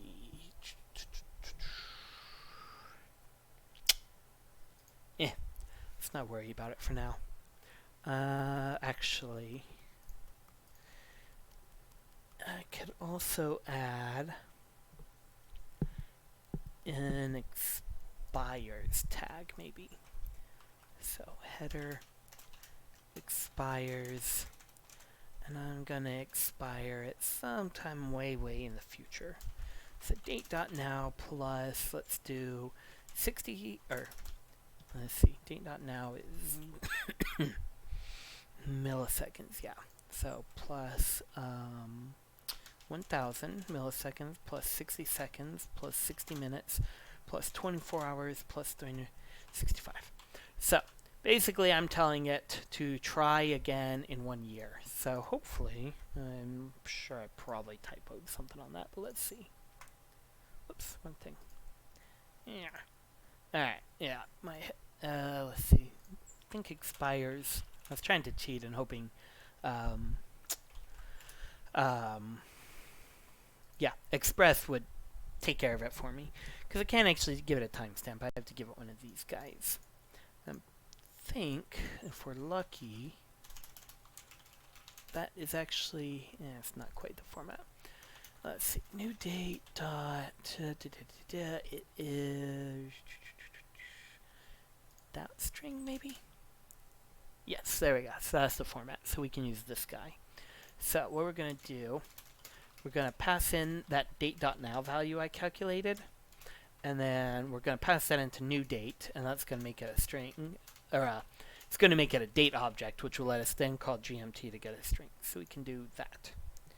So come here, new date, and actually well, if you're just doing date.now, you don't have to pass that in, but because we're doing date.now plus a whole bunch of other stuff, we do. And then dot to GMT, wrap there and there. There we go. Dot to, thought it was 2GMT string. Oh, you know what? Does Node not support 2GMT string? Might not. Does UTC string the same? Yes. Do UTC string instead. So, while Node, our server is Node, and while the browser and Node.js are both JavaScript, there's slightly different flavors with slightly different bits and bobs that they have available. Alright, let's see if that worked. So, we have expires, blah, blah, blah. We can see it's a year in the future. Now, if I keep going, it still wants to keep coming. Oh, well. We'll play with that later. It won't kill us, but I do want it to go away at some point. Anyways, okay. So, we have each of our pages. And let's see, it's 10:30. It's been a while. How long have we been streaming for? Live for almost 2 hours. Okay. Why don't we go ahead, let's get our social page working. Or actually, let's throw a little bit on our home, and then we'll get our social page working, and that'll probably be a good stopping point. So, let's go to homepage. So now all of our stuff for homepage is going to go here. So now I'm going to swap that out a little bit. And just like on app.js, I'm going to come here. I'm going to give this a name of homepage. And right now that's not really doing anything, but when I start adding styles, it'll make it helpful. And let's just put a little message. This is a work in progress. Check out social to see available streams and videos for now. Okay, and then I want to make this social clickable. So just like I did in the other place, let's add in our other thing. Let's come here. And we're going to do a nav link, and that comes out of React Router DOM. And then I'm going to wrap this guy up in nav link to /social. And then okay. And then so this line right here basically says your code's getting a little long to see on some pages, so it's usually a good idea to cut it off there. So when I'm working with HTML, I don't like to cut off here usually because it kind of looks weird because then these don't line up and it's a little messy. So what I usually do is I'll knock that down a line, knock that down a line. That way these guys line up And then I'll make sure this text is equal. Because the white space doesn't actually matter. How many spaces, like, even if I did it like this, you wouldn't see that gap on the web page. In fact, we could go look. So, see no gap, because what it does, for HTML, it always smashes all spaces and new lines and all those fun things into one single space. So I can pretty much space these out however I want for my code style purposes because it won't affect my browser. And then let's just double check that my little nav link works here. So it hopped over to social. Cool.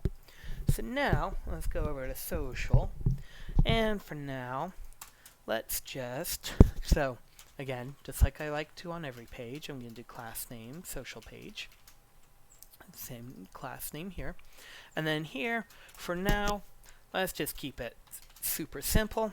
And let's just get links in here to our various social media pages. So, obviously, well, let's do React Router DOM up here.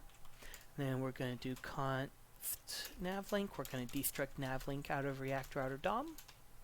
Okay, and then navlink 2 equals, and so here is going to be the full URL. So we're going to get this guy. Obviously, we're going to put Twitch first. Twitch. Let's go up here, and we're going to say Chris streaming code on. And then we're going to have Twitch. We're going to have Twitter. Actually, let's do oh no, what do you guys think? Let's do YouTube first for now. Again, it's easy to change. We can always change it. So let's go get my profile page. There we go.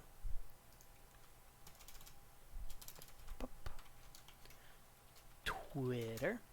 And we'll come in here later and we'll clean it up and add some badges or graphics or something cool like that so it looks a little better. For now, it'll just be kind of an ugly text list, but I just totally said we're doing YouTube first, didn't I?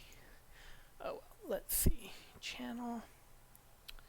Alright. And my poor channel, it's completely empty.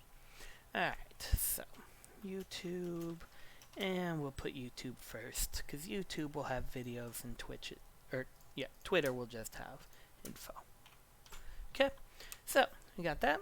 And now if we go take a peek, so we got our homepage, we got our social.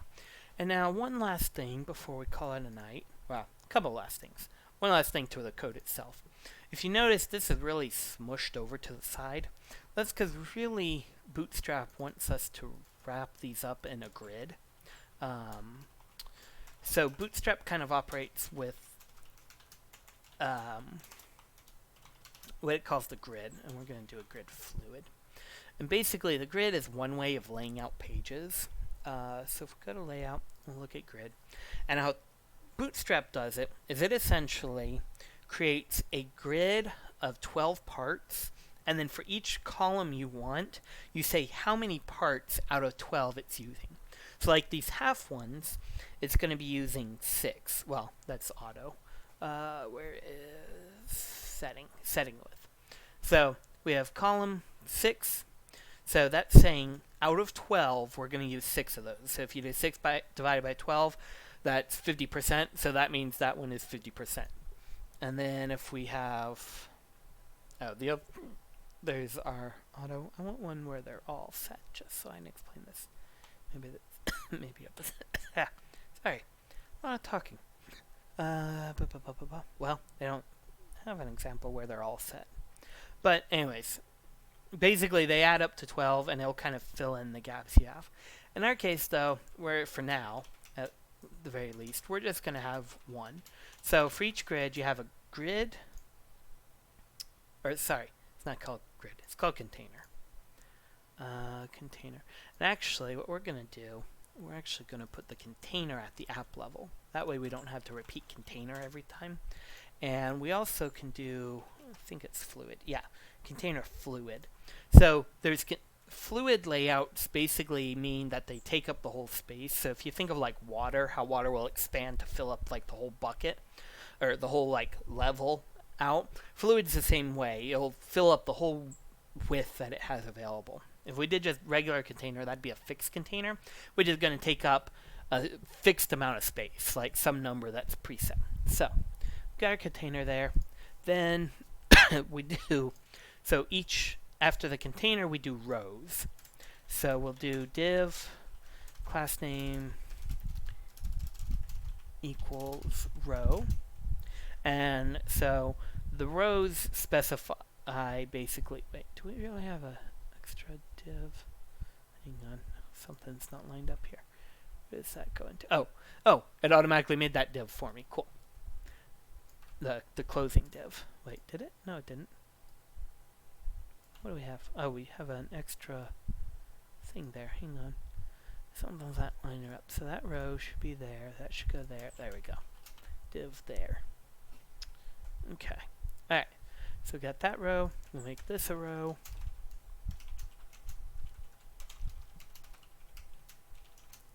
Oh, don't need that on there. Okay. And then we'll wrap, well, we won't wrap this in a row because we'll need to put our rows in the actual pages. And then we're supposed to have a column. So column is where we could do that whole 12 parts of 12-bit I was talking about, or we can just go with just column and let it figure it out for us. So for now, all of these we want just to take up all the space, so just doing column is more than good enough to get it to take up all of our space. And actually our nav might need to go outside of there, but for now we'll put it in the row. Our nav may actually go outside the grid, but for now we'll do that. Yeah, that one didn't do quite what I wanted. So call. That's okay for now. It pulls it away from the edge a bit. We may go and force our nav to be back flush against it because I think that looks better. For now though, we'll stick with this. And then let's go in this guy. So we're not going to have this whole grid fluid thing. No grid fluid thing. We will do a class name of row and another div class name of column. And we're going to tuck these guys. Needs to go out one more. And there. And then now we're run over here, so I'm just going to come back and pull that up just to tidy it up a bit. Okay, so we got that. And now social. Let's do the same. So we're going to wrap the whole thing in a row, because remember our grid is one level up, so we're already wrapped in a grid, but we're not wrapped in a row. So we're wrapping it in the row. And the reason we're wrapping it in the row here instead of up a level is we may have multiple rows on one page. Okay. And then div class name equals column.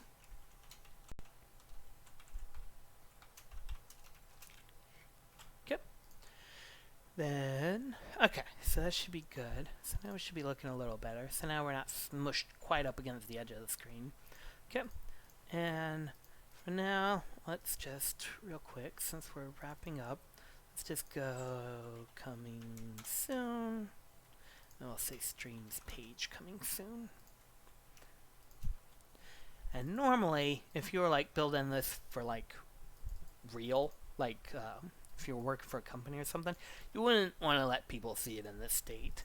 But again, as I said earlier, this is for learning, so I kind of want everything to be, public. So it's coming soon.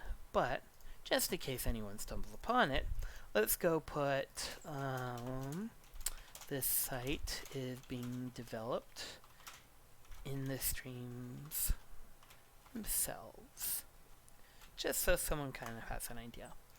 Okay, so we got a little bit here. We got social. Then let's do one more thing, and then we're gonna call it quits for changing this code.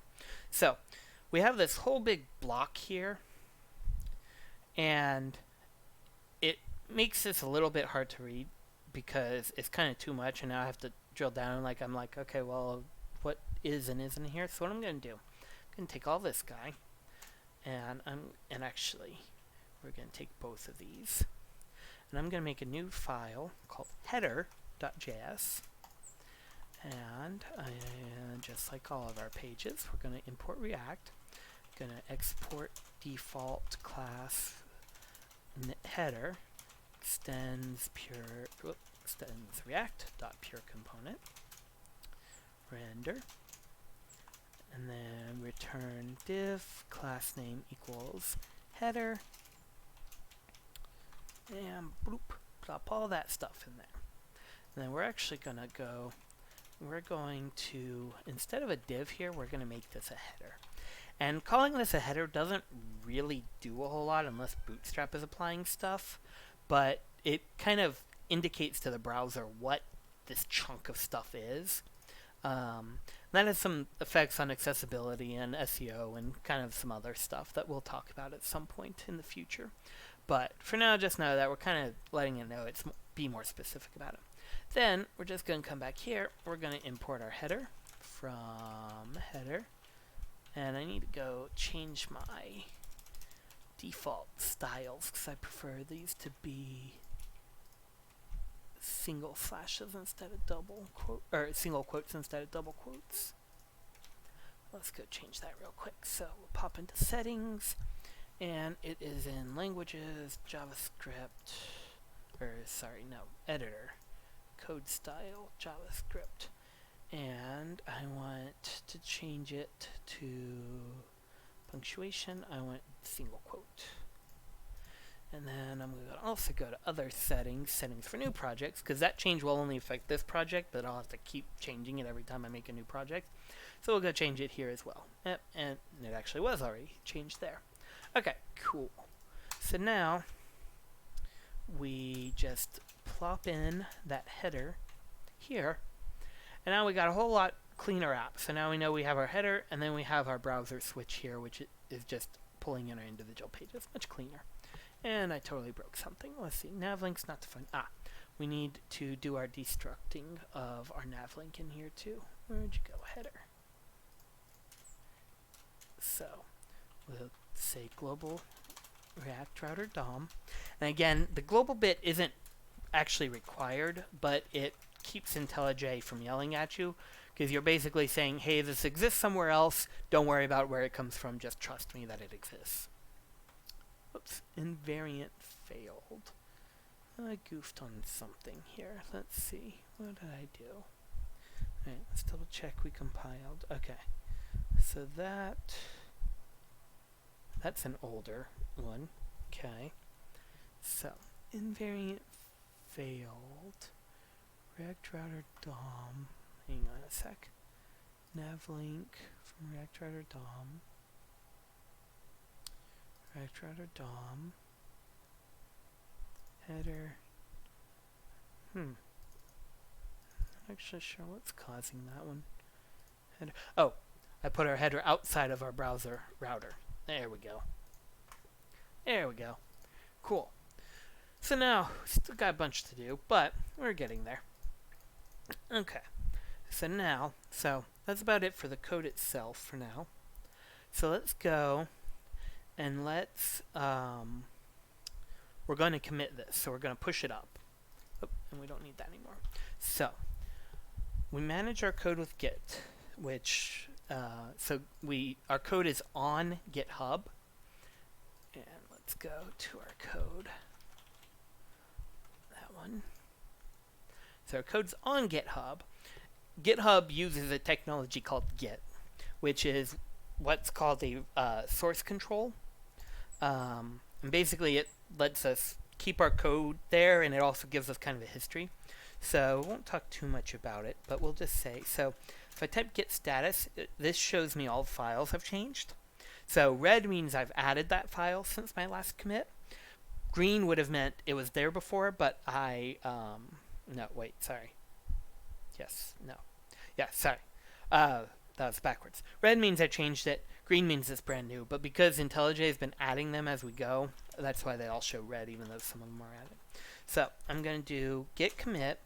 So a commit is basically like I'm saving my code. It's kind of like a checkpoint almost. And I'm going to do -a. So -a, so these files are what's called not staged. And I need, there's some green ones right there. And I need to stage them. So, oh no, wait, sorry, I was right before. Green is added, red is changed, but was already there before. Although, yeah, IntelliJ is making that a little murky because they're actually showing them both. Anyways, so they're not staged. So doing -a is actually a shortcut for this guy. Get add dot, and I'll basically just say go ahead and stage everything for me. You can do it in 2 separate steps, but -a lets you do it in one. Then I'm going to do -m. M is short for message, and this is I put in some message so I remember what's going to happen. So let's say added.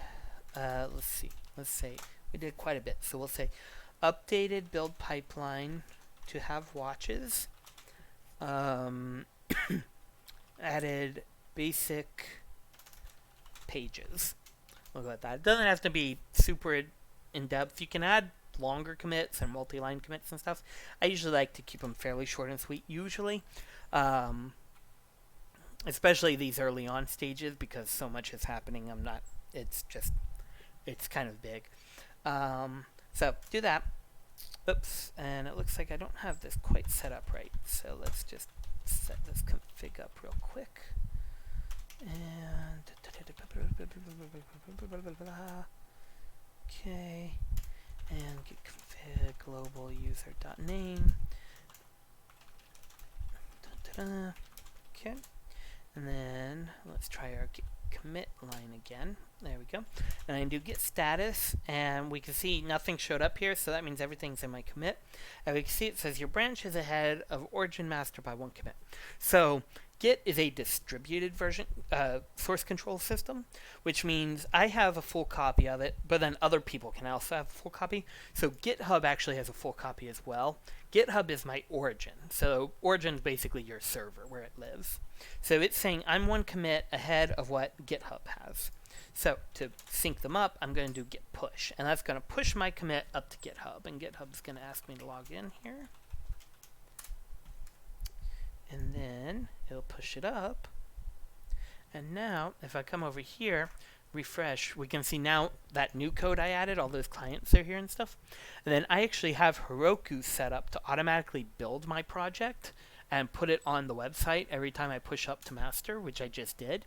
So it takes a couple of minutes, and let's actually see if we can't pull it up. Log in.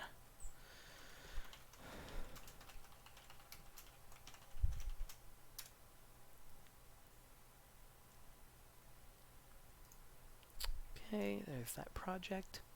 And we can go to deploy, or not deploy, overview. So it looks like it just happened. So it deployed. So now if I come here, it doesn't work. Oh, wait, no. Solid, I broke something. Let's go see. Network, refresh. Blah, blah, blah, blah. This is 404. Okay. Oh, you know what? We changed our build pipeline, but we forgot one thing. So when Heroku goes to run it for me, it runs just this guy. And this guy is currently only running this guy. But really, to build now, we have to run all 3 of these guys. So we're going to come up here. We're going to do npm run client build. 2 ampersands means do this command and then do this command. And 2 more, run public build. So we'll build those guys. So now I need to recommit that because I've made a change. So we're going to do fixed build script, and I'll push it up again. And I like to do git status frequently just to make sure I'm all good. So it says nothing to commit, working tree clean. That means me and GitLab are all synced up. So if I come over here and refresh this guy, it should, and it may take a second, I've not actually watched this guy in real time to see how quick it is, but it should in fairly short order notice, oh, there it went. I don't even have to refresh the page. Build in progress, so we can actually watch the build.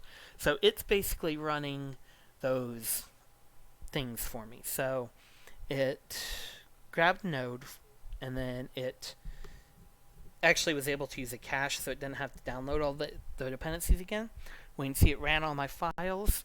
Now it's pruning dev dependencies. So like I mentioned before, dev dependencies are things you use to build it or get the dist folder. get it into the disk folder. Dependencies are what's used to actually run it. So Heroku actually deletes all your dev dependencies afterwards because it makes it much, much, much, much smaller.